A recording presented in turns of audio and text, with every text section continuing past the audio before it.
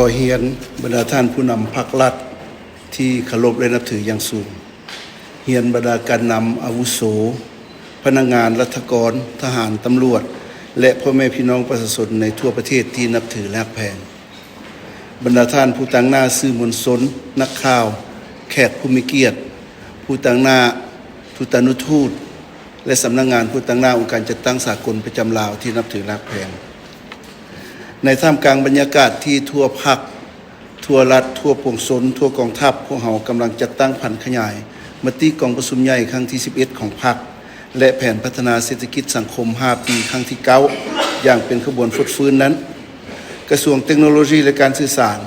ภายใต้การชี้นำพาของคณะระดับชาติในการหันเป็นดิจิตอลของสปป.ลาวได้จัดงานสัปดาห์ดิจิตอลหรือว่าเป็นภาษาอังกฤษว่า Lao Digital Week ประจำปี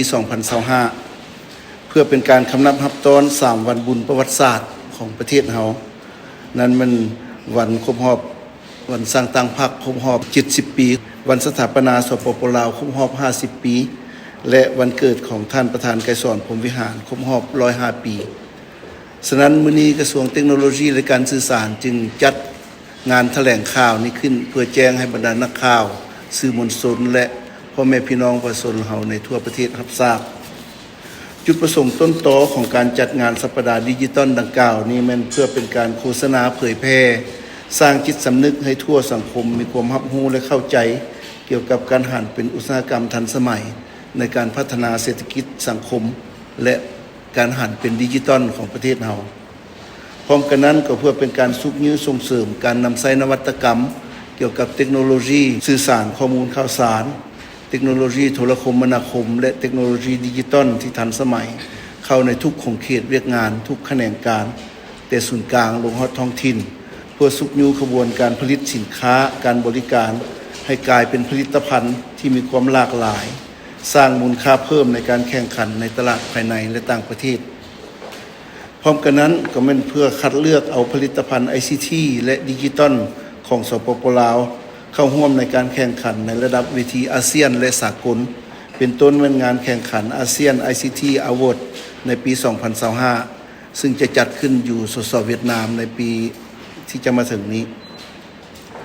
อันสำคัญก็เป็นเพื่อประกอบส่วนเข้าในการจัดตั้งพันขยายแผนพัฒนาเศรษฐกิจสังคม5ปีครั้งที่9และแผนพัฒนาเศรษฐกิจดิจิตอลก็คือการจัดตั้งปฏิบัติยุทธศาสตร์การพัฒนาเศรษฐกิจดิจิตอลของสปป.ลาวพวกเราให้ปรากฏผลเป็นจริงดังที่บรรดาท่านได้ทราบภายหลังที่เบิ่งวิทยาเมื่อกี้แล้วเห็นว่างานสัปดาห์ดิจิตอลในปี 2025 นี้พวกเราจะจัดในวันที่2หาวันที่6เมษายนปี 2025 ที่หอประชุมแห่งชาตินครหลวงเวียงจันทน์ภายใต้คำขวัญพัฒนาโครงสร้างพื้นฐานดิจิตอลของสปป.ลาวให้เข้มแข็งและยืนยงในงานครั้งนี้เป็นงานมหกรรมเทคโนโลยี ICT และดิจิตอลซึ่งจะประกอบมีหลายกิจกรรมจัดขึ้นพร้อมกันอย่างเป็นขบวนฟุดฟื้นเป็นต้นมันกองประชุมระดับสูงที่จะได้เชิญบรรดาการนำของแต่ละกระทรวงเพื่อเข้าร่วมแลกเปลี่ยนบทเรียนในการหันแต่ละแขนงการให้เป็นทันสมัยหันเป็นดิจิตอลพร้อมกันนั้นก็จะมีแขกจากขั้นสูงจากต่างประเทศเข้าร่วมเพื่อปรึกษาหารือและเสนอบทเรียนเกี่ยวกับการหันเป็นดิจิตอลของบรรดาประเทศต่างๆอยู่อ้อมข้างประเทศเราจะได้มีการจัดกองประชุมสัมมนาเกี่ยวกับการหันเป็นรัฐบาลดิจิตอลการนำใช้เทคโนโลยีดิจิตอลเข้าในการพัฒนาเศรษฐกิจดิจิตอลจัดสัมมนาเกี่ยวกับเรื่องอุตสาหกรรม 4.0 และการนำใช้เทคโนโลยีอัจฉริยะต่างๆเป็นต้นมันเทคโนโลยีกลุ่มข้อมูลผูกพันหรือว่าบล็อกเชนฐานข้อมูลใหญ่การประมวลผลผ่านระบบคลาวด์ปัญญาประดิษฐ์อินเทอร์เน็ตแห่งสรรพสิ่งและการพัฒนาทรัพยากรมนุษย์เพื่อรองรับเอาการหันเป็นดิจิตอลของประเทศเราจะได้มีการจัดงานวางแสดงและการสาธิตผลสำเร็จของเทคโนโลยีข้อมูลข่าวสารโทรคมนาคมการสื่อสารและนวัตกรรมใหม่ที่เป็นผลงานการค้นคว้าและประดิษฐ์สร้างของนักธุรกิจสตาร์ทอัพอยู่ภายในและต่างประเทศพร้อมกันนั้นก็จะได้มีเวทีการพบปะสนทนา ปรึกษาหารือแลกเปลี่ยนความเห็นเกี่ยวกับการค้นคว้าการลงทุนทางด้านเทคโนโลยีดิจิทัลการสื่อสารระหว่างภาครัฐภาคเอกชนระหว่างบรรดาสถาบันค้นคว้ามหาวิทยาลัยและนักพัฒนาผู้เชี่ยวชาญจากทางภายในและต่างประเทศและคือดังที่กล่าวไปแล้วมันพวกเขาจะได้มีการจัดกิจกรรมการแข่งขันความปลอดภัยทางด้านไซเบอร์การแข่งขันทางด้านหุ่นยนต์การเสนอแนวความคิดของผู้ประกอบการสตาร์ทอัพต่างๆงานสัปดาห์ดิจิทัลครั้งนี้จะเกิดขึ้นได้ก็ย้อนว่าพวกเขาได้รับการอุปถัมภ์จากบรรดาผู้ประกอบการและจากบรรดาบริษัทห้างร้านต่างๆซึ่งบรรดาผู้อุปถัมภ์นั้นจะได้แบ่งเป็นแต่ละระดับ4ระดับคืออันที่1เป็นระดับไดมอนด์อันที่2เป็นระดับแพลทินัมอันที่3ระดับโกลด์และอันที่4เป็นระดับซิลเวอร์ซึ่งแต่ละระดับนี้จะได้รับหานวางแสดงและสิ่งอำนวยความสะดวกต่างๆจะได้เอาโลโก้ของบรรดาบริษัทดังกล่าวนั้นขึ้นในแผ่นป้ายโฆษณาของงานและจะมีสิทธิพิเศษอีกหลายๆอย่างนอกจากนั้นบรรดาบริษัทและห้างร้านต่างๆก็สามารถเช่าห้านวางแสดงเพื่อวางแสดงสินค้าหรือผลิตภัณฑ์ของตนอยู่ในงานดังกล่าวนี้ได้สำหรับภาครัฐสถาบันการศึกษามันจะได้รับสิทธิ์ในการใช้ห้านวางแสดงโดยบ่ได้จ่ายค่า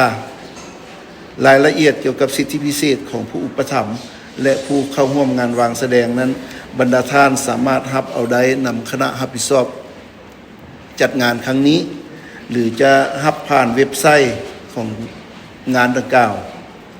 ฉะนั้นในโอกาสอันสง่าราศีนี้ข้าพเจ้าขอเชิญชวนมายังบรรดากระทรวงแขนงการทางภาครัฐภาคเอกชนสถาบันการศึกษามหาวิทยาลัยบรรดาบริษัทห้างร้านผู้ประกอบการต่างๆทางด้านเวียกงาน ICT และดิจิทัลนับทั้งอยู่ภายในและต่างประเทศจงมาเข้าร่วมในงานดังกล่าวเพื่อโฆษณาเผยแพร่วางแสดงผลงานและผลิตภัณฑ์ของตนในโอกาสนี้อีกเทื่อนึงข้าพเจ้าขอแสดงความรู้บุญคุณอย่างสูงมายังบรรดาท่านผู้นำภาครัฐและบรรดาภาคส่วนต่างๆที่ยามใดก็ให้การชี้นำนำพา